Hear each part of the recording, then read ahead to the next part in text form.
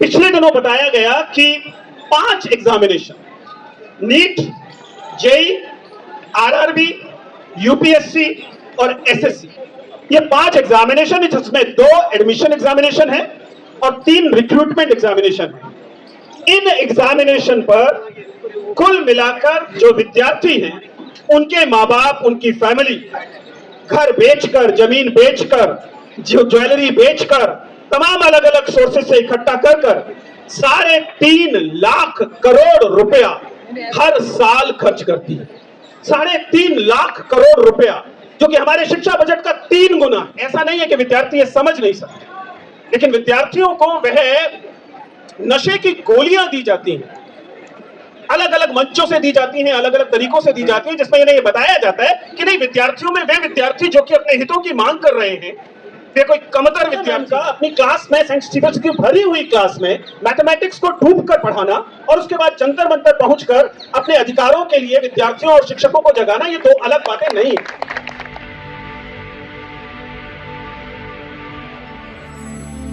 अवसर मुझे दिया है कि मैं आपको संबोधित कर सकूं। यूं साथी लोग मंच पर है, नंदिता जी से हम लोगों ने बाकायदा प्रतिरोध का एबीसी सीखा है। बहुत शानदार शिक्षिका हैं और उसके बावजूद ऐसा कोई अवसर नहीं। अगर आप दिल्ली विश्वविद्यालय में जाएंगे और पूछेंगे मैथमेटिक्स के कुछ सबसे शानदार शिक्षकों की बात, तो नंदिता जी का नाम होगा, लेकिन उसके बावजूद ऐसा कोई मौका नहीं आता जब साथियों को जरूरत हो और वे आकर साथ न खड़ी। ऐसे ही आभा हमारी पुरानी साथी हैं, हर संघर्ष में साथ होती है। फिजिक्स की शानदार प्रोफेसर हैं, शायद ही उनकी टक्कर के शिक्षक दिल्ली विश्वविद्यालय में होंगे, और उसके बावजूद ऐसा कोई संघर्ष का अवसर नहीं जिसमें हम आभा जी को साथ नहीं देखते। इसलिए और आभा और नंदिता जी के साथ और अन्य साथियों के साथ हम लोगों ने यहाँ जंतर मंतर पर न जाने कितने प्रतिरोधों में हिस्सा लिया। इसलिए मेरे लिए यह मामला नया नहीं है कि मैं इस मंच पर, जो कि जंतर मंतर का मंच है, उसमें लोगों को संबोधित करूं। लेकिन ये एक शानदार अवसर इसलिए है क्योंकि अक्सर जब हम इस तरह के प्रतिरोधों में शामिल होते हैं शिक्षक संगठनों की तरफ से, मैं सीटीएफ से आता हूं, आभा जी डीटीएफ से हैं, नंदिता जी डीटीएफ से हैं, बहुत सारे विद्यार्थी संगठन भी हमें आमंत्रित करते हैं। मैं केवाईएस को देख पा रहा हूं, आईसा को देख पा रहा हूं, एसएफआई को देख पा रहा हूं, अन्य काफी साथी यहाँ पे दिखाई दे रहे हैं। ये सब जब हमें बुलाते हैं तो हम एक अलग तरह के प्रतिरोध तंत्र में या प्रतिरोध पारिस्थितिकी में, इकोसिस्टम में होते हैं। लेकिन आज एक अलग अवसर है, क्योंकि आज वे युवा भी यहाँ पर हैं, वे युवा जिन्हें अब तक ये बताया गया था। हम लोग अक्सर क्लासरूम में इसका प्रतिरोध बताते रहे हैं, लेकिन वे सारे युवा हैं जिन्हें उनके माता पिता ने ये कहा कि नहीं, ये जो सड़कों पर जाकर शिक्षक या विद्यार्थी मांग करते हैं, ये पॉलिटिक्स वाले लोग हैं, तुम्हें इनसे दूर रहना। और तुम तो मेहनती पढ़ने वाले बच्चे हो, तुम्हें कोटा जाना है, तुम्हें और कोचिंग सेंटर्स में जाना है, और तुम्हें केवल अपनी परीक्षा की तैयारी करनी है, और इससे तुम्हारा चयन हो जाएगा, इससे तुम्हारा एडमिशन हो जाएगा, या तुम्हारा रिक्रूटमेंट हो जाएगा। हम लोग लगातार बताते रहे कि ये 2 अलग अलग बातें नहीं। हम बताते रहे कि एक खूबसूरत दुनिया का तस्वुर और मेहनत करके अपनी परीक्षाओं को पास, 2 अलग बातें नहीं है। ठीक वैसे जैसे कि नंदिता मैम का अपनी क्लास में, साइंस की भरी हुई क्लास में मैथमेटिक्स को डूब कर पढ़ाना और उसके बाद जंतर मंतर पहुंचकर अपने अधिकारों के लिए विद्यार्थियों और शिक्षकों को जगाना, ये 2 अलग बातें नहीं। ये दोनों एसेंशियली एक ही बात है। मैं दिल्ली विश्वविद्यालय के कॉलेज में पढ़ाता हूं, और हमारे कॉलेज में एक शानदार शिक्षक हुआ करते थे, और हम लोग जब डूटा के मूवमेंट्स के लिए, डूटा यानी दिल्ली यूनिवर्सिटी टीचर्स एसोसिएशन, उसके लिए जब हम उन्हें मोबिलाइज करते थे, तो वे बहुत शानदार गणित पढ़ाते थे सहसा। उनसे कहा जाता था कि सर चलिए, एक जरूरत है कि हम किसी मांग के लिए हम लोग जा रहे हैं मंडी हाउस से जंतर मंतर जाएंगे, आप साथ चलिए। तो अक्सर कहते थे नहीं भाई, मेरी क्लास है, क्लास नहीं छोड़ूंगा, क्लास नहीं छोड़ सकता हूं। तो हमने वे लोग जो मेंटर थे इस आंदोलन की दुनिया के, उनसे कहा कि सर आप इन्हें क्यों नहीं कभी कहते, इन्हें कहिए कि ये भी हमारे साथ चला करें, आखिर ये तो शिक्षकों के हित का ही मामला है। तब उन्होंने इसका ठीक दूसरी बात कही। उन्होंने कहा यह बात बिल्कुल सही है कि हम जिस संघर्ष के लिए जा रहे हैं वह संघर्ष अगर हम सड़कों पर कर पाएंगे तब डॉक्टर साहा अपनी क्लास में ईमानदारी से कक्षा ले पाएंगे और उस कक्षा से स्टूडेंट्स की जिंदगी बदल पाएंगे। यानी कि दोनों एक ही सिक्के के दो पहलू रहे हैं। विद्यार्थियों को कभी कभी यह समझने में समय, ऐसा नहीं है कि विद्यार्थी ये समझ नहीं सकते, लेकिन विद्यार्थियों को वह नशे की गोलियां दी जाती हैं, अलग अलग मंचों से दी जाती हैं, अलग अलग तरीकों से दी जाती हैं, जिसमें इन्हें यह बताया जाता है कि नहीं, विद्यार्थियों में वे विद्यार्थी जो कि अपने हितों की मांग कर रहे हैं वे कोई कमतर विद्यार्थी हैं, उनके तो बस की नहीं था इसलिए वो वहां बैठे हुए हैं। लेकिन जब ये नीट जैसी चीजें होती हैं, जब ये नीट परीक्षा लीक जैसी चीजें होती हैं, जब ये भरोसे तोड़ने वाली एक के बाद एक घटनाएं होती हैं, जब आपको पता लगता है कि 10 साल में 89 एग्जामिनेशन, 10 साल में 89 परीक्षाएं लीक हो जाती हैं, तब विद्यार्थियों को शायद समझ में आना शुरू होता है कि वे लोग जो परीक्षा में शुचिता की मांग करते हैं, वे जो नीतियों में बदलाव की मांग करते हैं, वे लोग जो ये मांग करते हैं कि हमें इंफ्रास्ट्रक्चर मिलना चाहिए, वे लोग जो मांग करते हैं कि पब्लिक फंडेड एजुकेशन बेहतर होनी चाहिए, वे दरअसल हमारी ही बात कर रहे थे। ये बात समझने में थोड़ा सा समय लगता है। वहां पर मुझसे सवाल बार बार पूछा जाता है। आप तो जानते हैं कि मैं लगभग उस दुनिया से आता हूं जो कोचिंग सेंटर की परिधि पर चलती है। विश्वविद्यालय का शिक्षक हूं और कोचिंग सेंटर की परिधि पर अक्सर ट्रैवल करता रहता हूं, और मुझे दोनों तरफ के लोग कहते हैं। कोचिंग इंडस्ट्री वाले लोग तो बहुत सालों से कह रहे हैं, आप जानते हैं कि हमारे दोस्त महत्वपूर्ण कोचिंग चलाते रहे हैं, वो 10 साल से कह रहे हैं कि बहुत पैसा मिलेगा, वहां से यहाँ आ जाइए, क्लास लेने की बात है, क्लास वहां लेते हो, क्लास यहाँ ले लेंगे। और मैं हर बार ये कहता रहा कि पब्लिक फंडेड एजुकेशन मेरे ऊपर कर्जा है, इसे समझिए। विजेंद्र चौहान जो इस समय आपसे बात कर रहा है वो भजनपुरे के एक म्यूनिसिपल स्कूल से निकला। कितने लोग यमुना पार से हैं? Make a little loud cheer, Yamuna पार। तो भजनपुरे के एक म्यूनिसिपल स्कूल से पढ़कर एक मजदूर का बेटा अगर आज विश्वविद्यालय का शिक्षक है, जिसे लोग इतना ज्यादा सुन सकते हैं, तो इसलिए कि वह म्युनिसिपल स्कूल से निकला, फिर सरकारी स्कूल में पहुंचा, government boys senior secondary school Sarai Rohilla, उसके बाद वह पब्लिक फंडेड यूनिवर्सिटी में पहुंचा, my lovely university of Delhi. उसने मुझे इस लायक बनाया कि मैं आज आपसे बात कर सकूं। अब ऐसे में ये पब्लिक फंडेड एजुकेशन मेरे ऊपर इस पूरे समाज का कर्जा है। अगर मैं इस कर्जे को चुकाने में चूकता हूं तो मैं एक कृतज्ञ व्यक्ति हूं, मैं एक कृतज्ञ नागरिक हूं, और इसीलिए मैं इतनी एहसान फरामोशी करना नहीं चाहता। इसलिए मुझे ये जरूरत महसूस पड़ती है कि जब भी शिक्षा के सवाल पर, विद्यार्थियों के प्रश्न पर सामने आना पड़े, तो फिर जैसा मेरे दोस्त अभिनय अभी कहकर गए हैं, फिर डरने से काम नहीं चलता।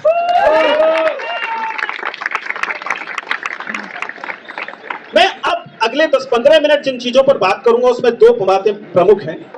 मैं पब्लिक स्पीकिंग वाले मोड में आज नहीं हूं, मैं स्कूल टीचिंग, कॉलेज टीचिंग वाले मोड में हूं, इसलिए बहुत तेज चिल्लाकर जोश के साथ नहीं बोलूंगा।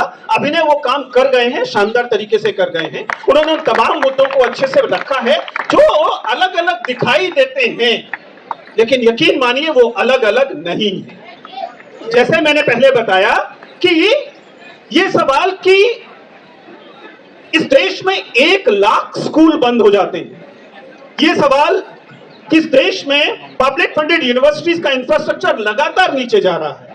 मेरे विश्वविद्यालय में जब मैं अपने अकाउंटेंट से, बर्सर से जाके पूछता हूं तो बताते हैं कि पिछले 10 सालों में कॉलेज के पास टीचर्स और नॉन टीचिंग स्टाफ की सैलरी को छोड़कर 1 पैसा कॉलेज नहीं पहुंचा है।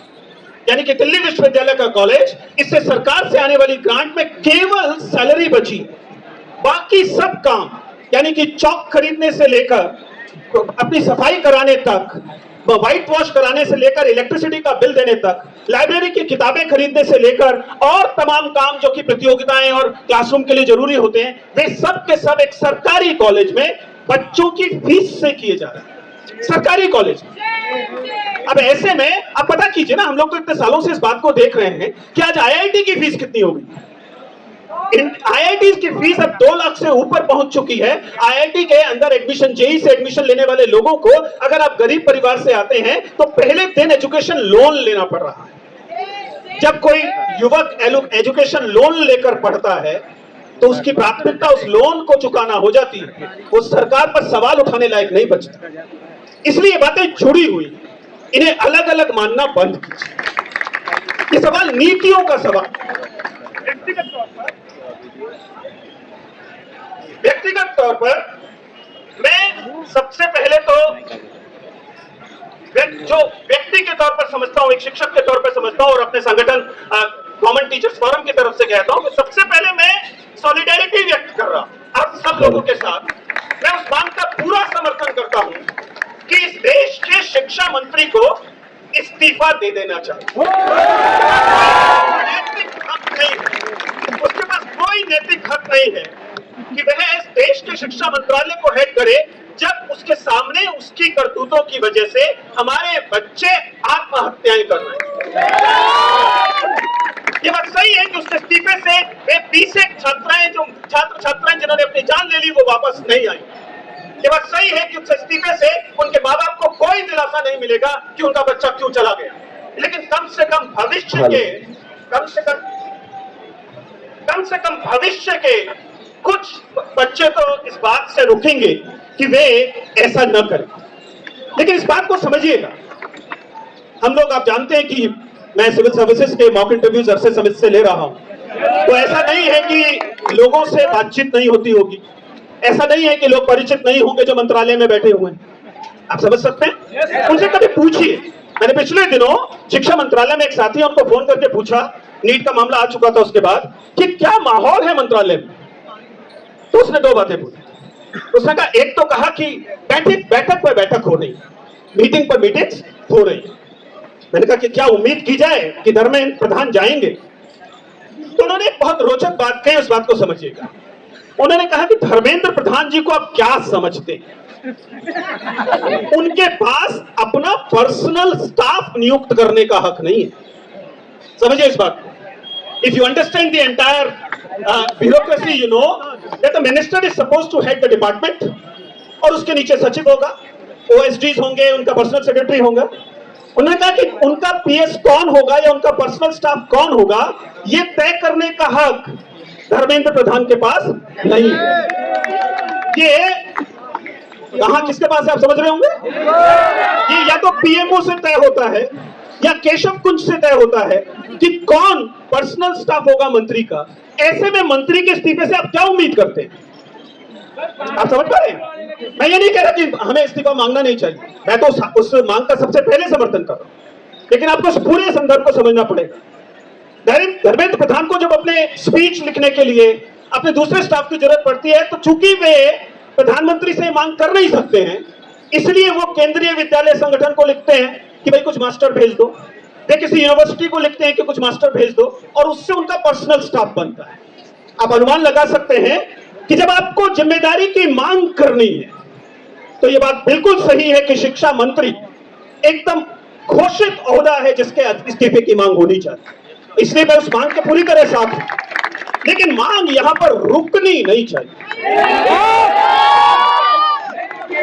क्योंकि अगर आपने लड़ाई लड़ना शुरू किया है तो यह अपने लॉजिकल एंड तक जानी चाहिए, और लॉजिकल एंड तक जो लड़ाई जाती है वह मांग यह करती है कि हम इस पूरी प्रक्रिया को समझें। एज अ टीचर ये समझाने की कोशिश कर रहा हूं कि समझिए। पिछले दिनों बताया गया कि 5 examination, NEET, JEE, RRB, UPSC और SSC, ये 5 एग्जामिनेशन है, जिसमें 2 एडमिशन एग्जामिनेशन है और 3 रिक्रूटमेंट एग्जामिनेशन है। इन एग्जामिनेशन पर कुल मिलाकर जो विद्यार्थी हैं, उनके माँ बाप, उनकी फैमिली घर बेचकर, जमीन बेचकर, जो ज्वेलरी बेचकर, तमाम अलग अलग सोर्सेस से इकट्ठा कर 3.5 लाख करोड़ रुपया हर साल खर्च करती है। 3.5 लाख करोड़ रुपया, जो कि हमारे शिक्षा बजट का 3 गुना है।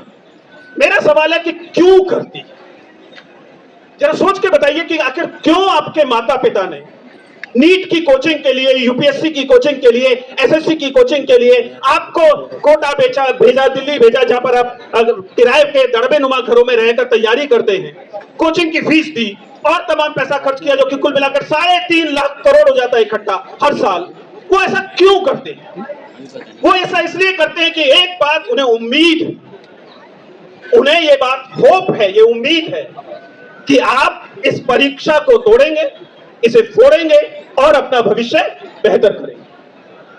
लेकिन इसमें एक और उम्मीद शामिल है, बल्कि एक भरोसा, एक ट्रस्ट शामिल है, उसे समझिए। उन्हें यह भरोसा है, या कमजोर सही पर अभी भी है, कि ये बॉडीज, ये यूपीएससी, ये स्टाफ सिलेक्शन कमीशन, ये एनटीए जो एग्जाम करेंगे, वो एग्जाम एक सुचितापूर्ण एग्जाम होगा। उस एग्जाम की एक सैंक्टिटी होगी। उन्हें इस बात पर भरोसा है कि जब आप ये परीक्षा दे रहे होंगे, तो अगर आपने मेहनत ठीक से की है और परीक्षा को ठीक से उत्तर दिया है, तो आपका चयन हो जाएगा। आप समझ पा रहे हैं? और मैं अपना हमेशा से कहता रहा हूं, in fact primary function of these bodies, whether constitutional bodies like UPSC और स्टैट्यूटरी बॉडीज लाइक एसएससी और एग्जीक्यूटिव बॉडीज और इवन क्या बोलेंगे, एनटीए आपको मालूम है, it's only a society under the societies registration act. वो ना कॉन्स्टिट्यूशनल है, ना स्टैट्यूटरी है, इवन एग्जीक्यूटिव भी नहीं है ठीक से।